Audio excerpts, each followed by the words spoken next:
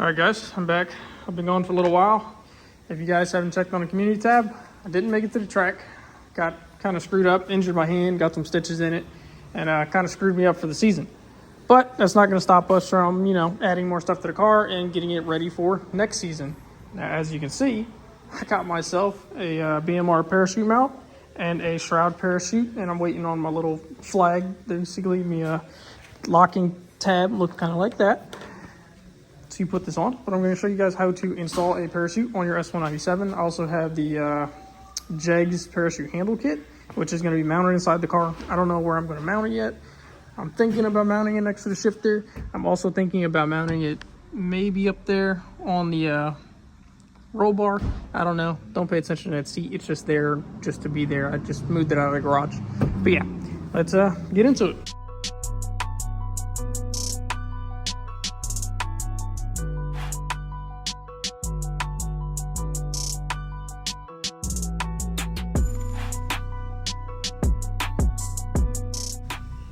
Alright guys, so there you have it, the bumper's off. Obviously you got caught up on those two little pins. There are these two little guys right here, they're real kind of big. You have a bunch of little bolts for your, nuts for your taillights, and a couple of these screws right here that mount on this part right here. There's two of them here. There's gonna be a bunch of bolts that mount right here. So the top of the bumper, mine don't have them because I don't need them. And like I said, on this side as well, you'll have two here that'll hold it. So you have those two, these four, those two over there. And then you'll take like a flathead or something right here and pop these down. There's a bracket here. You need to push this down to pull it forward. And then you got those two clips on the bottom, and that's it. The whole bumper comes off. So it's pretty simple, it's pretty easy. I'm gonna get ready to find some bolts to mount this thing to the spots right here on the frame rail. So it'll go here and here, go across. Then I'll make my mark on the bumper, cut it out so that way we can slide the mount for the parachute on there, and that's going to be a pretty quick and simple process.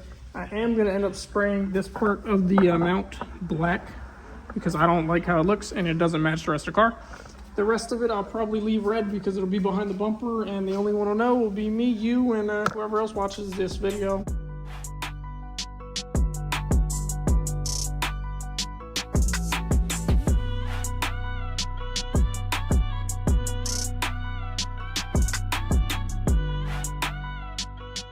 Alright guys, so there is the mount that's going to mount to your frame rails.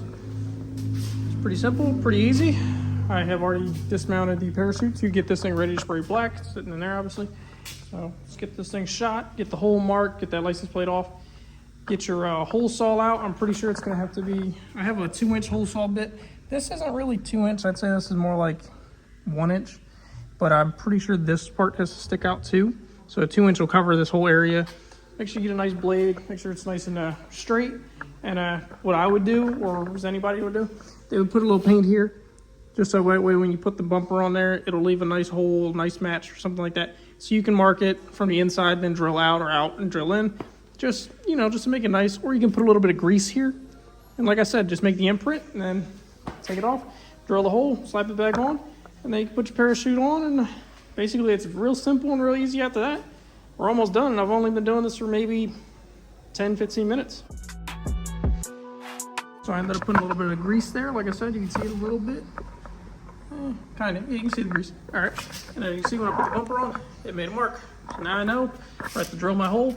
It's pretty much dead center with where the old light was. I'll probably angle it a little more over just to make it a little more center with the bumper and the car at least.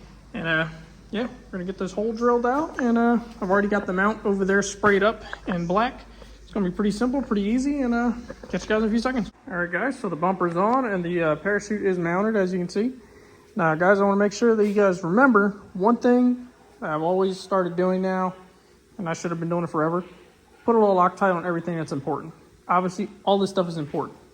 The bolts that mount to the frame rails, definitely important. The bolts that mount to the parachute are important. Put a little lock washers, put a little Loctite. A little blue Loctite goes a long way, and it will, in fact, keep shit in its place. If you really want to be anal about it, you can go and get some red aircraft Loctite, and the bitch will never come off, or you'll break the bolt or whatever, depending on what you use.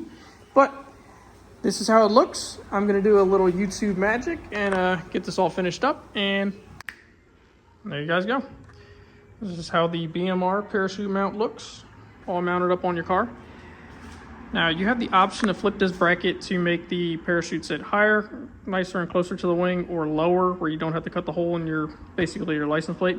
I decided to do the lower one. Obviously, I don't feel like cutting a hole in my license plate, and for other reasons why. The fuel cell's in the back.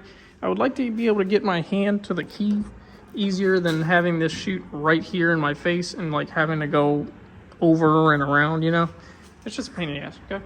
So this is better for me, I'd say. It could sit a little higher. I don't know. I'm pretty happy with how it turns out. Maybe if I get a different bumper, I'll flip it around and mount it higher, or, you know, whatever. I'm pretty happy with how it turned out. But yeah, hope you guys are enjoying this part so far. I'm gonna go over to my toolbox, and I have the handle kit, the release handle kit. All right, so here is the cable setup. This is basically exactly how you'll get it from Jegs, minus this handle. This handle I bought separately because I wanted this handle to look better. So they make these to go on both sides of this with the little Allen head screws. And basically makes this handle a little bit bigger, nicer looking, and it'll match inside my car. As you guys know, I have the TCI Outlaw shifter, or I think it's a Pro Bandit shifter, whichever one. You guys know already. You've seen it before. So here's your instructions, how the mounting hardware and everything is supposed to work out. So basically, you're gonna take this, you're gonna put it on. You're gonna take this, you're gonna put it on there. This has the clip for the cable hold. Pretty simple, pretty easy. I'm still trying to figure out where I want to mount this. It does have these tabs right here where you can mount it to obviously a roll bar or something like that. So this is your tab that is right there. This right here. So you make a hole in this, and you would use your supplied hardware to mount it to the roll bar or something like that. Now this kit does require you to tack weld it to the roll bar if you do it that way. You can also make your own mounts. I bet there's a way that I can make this work on the transmission tunnel somewhere with just a couple L brackets and a couple bolts, just to make sure it moves freely and stuff like that. You have your pivots and all that stuff here, but enough talking, let's get into it. All right guys, so it took me a little while and it's been a pain in the ass, honestly, in my opinion. The Jegs handle kit is nice in a way, but also a pain in the ass in other ways. So I got all this mounted up. Obviously I got a bunch of extra holes. I was gonna mount it here, then I had to mount it there because this had too much tension on it. Yada, yada, yada, whatever. You know how it goes.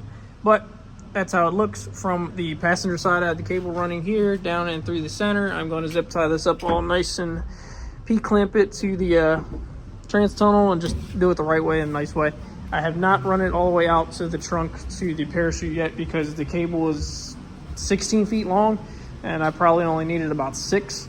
So this is how it looks from the driver's side. Get in. Oh shit. All right, so when you're in here, got your shifter, so let's say we're going down the track, yada yada yada. So you got first, then we got second, then we got third, and then I would just go ahead and push this forward, and that would release the parachute, and that's it. And then to reset it, would just go straight back in. So I try to keep them both at kind of like the same spot when we're both like, you know, high gear. And when we go back to park, it's pretty simple. They'll both chill out there. There's no binding or anything like that. It's pretty easy, pretty simple. There's no big deal. Obviously you can hear a little bit. That's just the cable moving around there. But yeah, I wish the Jegs logo was towards me instead of being towards like that way, but you win some, you lose some. In the most part, at least I'm pretty happy. Hope you guys enjoyed this little video. As you can see the cable, like I said, we just gotta tie that thing up, make it look real nice. You're sitting in here with the car with the lights on. I have the LED strip. I wanted to put the handle up there, but sadly, I can't reach back far enough to get that with how my seat kind of concaves around me and how far up I sit. So it just doesn't work out the way I want it to work out. But hey, like I said, little things, can't win them all. But I'm pretty happy with how this turned out. Hope you guys are too. You can go down, like, comment, and subscribe, and I'll catch you guys in the next one.